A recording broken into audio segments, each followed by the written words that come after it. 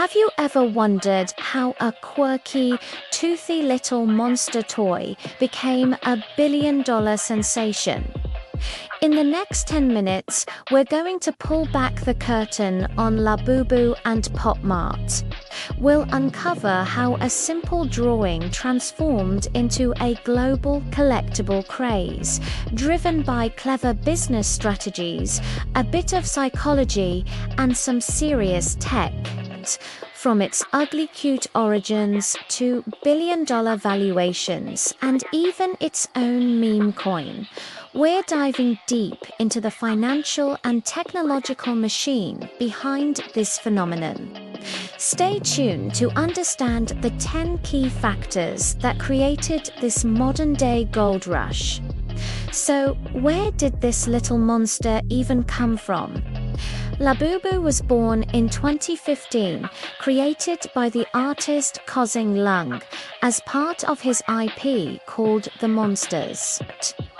It wasn't designed to be conventionally cute, with its big ears, a grin full of teeth, and a fuzzy body. Labubu was different. It was ugly cute, and that's exactly what made it stand out. In 2019, the toy giant Pop Mart saw this potential and acquired the license.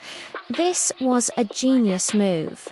Pop Mart already had the entire system for selling blind box collectibles, and by plugging Labubu into their ecosystem, they were ready to launch it into the stratosphere. A huge part of this success is Pop Mart's blind box model. If you've ever bought one, you know the feeling. You buy a sealed box, not knowing which character design is inside. Will you get a common one or the super rare secret one? This isn't just a sales gimmick, it's a powerful psychological tool. It taps into the same reward mechanisms found in video games and loot boxes, creating surprise, scarcity, and a powerful urge to buy just one more. For the business, this is brilliant. It boosts sales volume, eliminates the risk of unpopular designs not selling, and fuels a secondary market that makes the whole collection even more desirable. To keep up with the insane demand, Pop Mart had to seriously upgrade its manufacturing game. We're talking about factories in places like Guangdong, ramping up production tenfold. This required massive investment in automation for creating the vinyl figures, plushes, and of course, the signature blind boxes.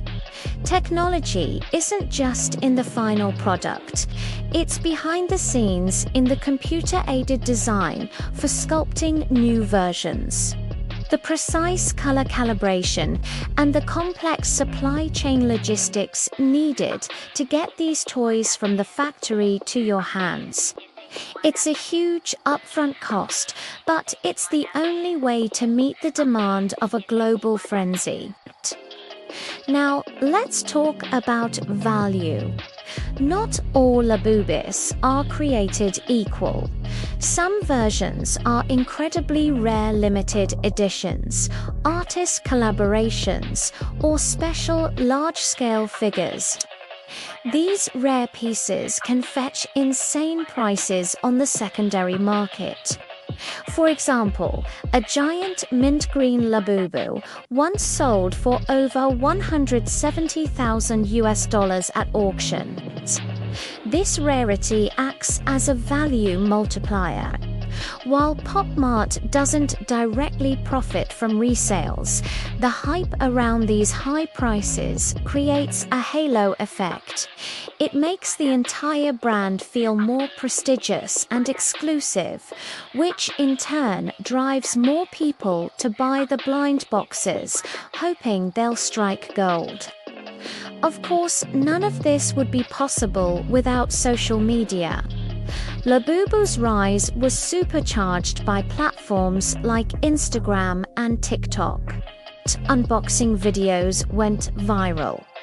Influencers showed off their collections, and even huge celebrities like Blackpink's Lisa and Rihanna were spotted with them.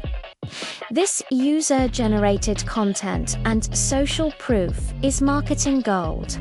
It creates a feeling of cultural relevance and desirability that money can't always buy. For Pop Mart, this virality means their customer acquisition cost is incredibly low. People aren't just buying a toy, they're buying into a community, a fashion statement, and a piece of social currency. So let's look at the numbers, because they are staggering. The Labubu IP, known as the Monsters, has become a financial powerhouse for Pop Mart. In 2024, it brought in over $430 million in revenue. By the first half of 2025, that number had already soared to about $670 million, making up over a third of the company's total revenue. This explosive growth has sent Pop Mart's valuation through the roof and has investors eagerly watching every new release. Labubu isn't just a successful product line, it has become a financial anchor for the entire company. The craze has even spilled over into the digital world.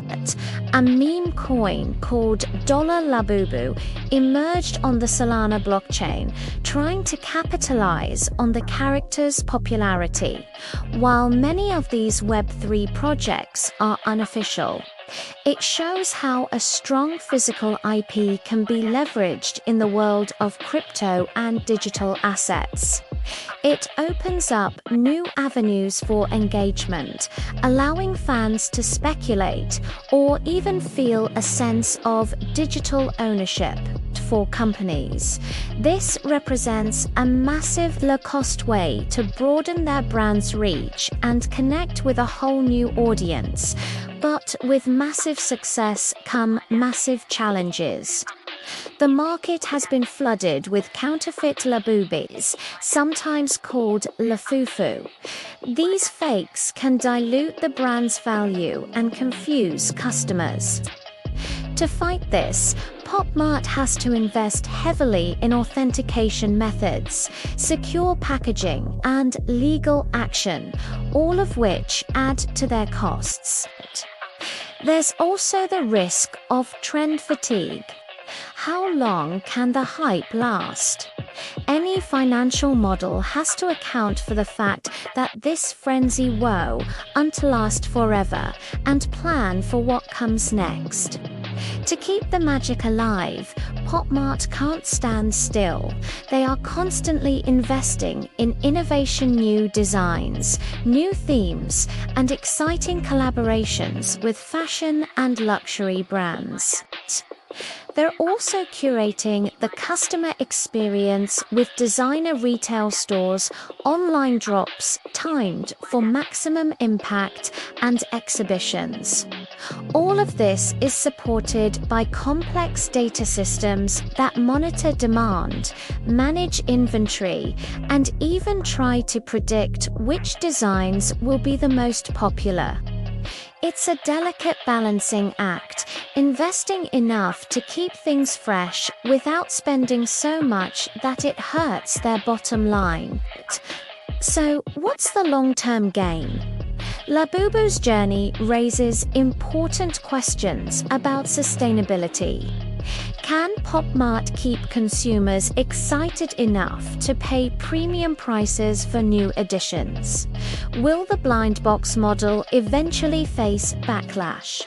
The future likely depends on smart international expansion, licensing the IP for things like TV shows or fashion lines, and integrating the physical and digital worlds, maybe with NFTs or other collectible hybrids.